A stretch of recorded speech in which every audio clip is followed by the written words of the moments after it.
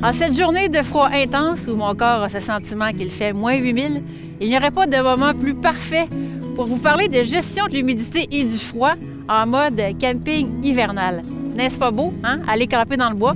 Vous avez peut-être déjà essayé ça, aller camper l'hiver, puis bon, froid, pas sûr, on y va dessus, on a aimé ça. Quelques conseils ici qui vont rendre l'expérience plus facile et agréable. D'abord, ça commence avec le choix d'une bonne tente. Le modèle ici, c'est celui de North Face, un modèle qui existe depuis des années.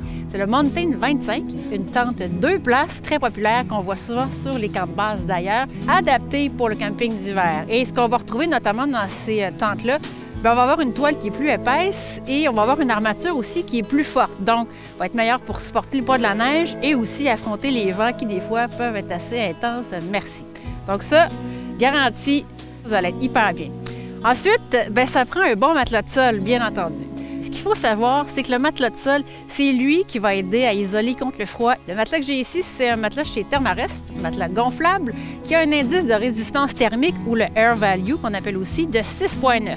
Et ça, ça oscille entre 1 et 10. Donc, vous comprendrez que plus le chiffre est élevé, plus on a un indice de résistance thermique qui est bon pour l'hiver. Donc ici, 6,9, on s'approche de 10, c'est très, très bon. Si on avait voulu isoler davantage, on aurait pu ajouter en dessous aussi un autre matelas en mousse.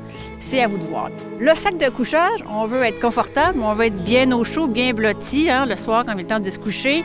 Celui-ci de Rab qui est un moins 30. Oh, qu'on va être bien là-dedans. Donc chaud, adapté pour l'hiver, vous ne vous trompez pas avec ça. Bonheur total.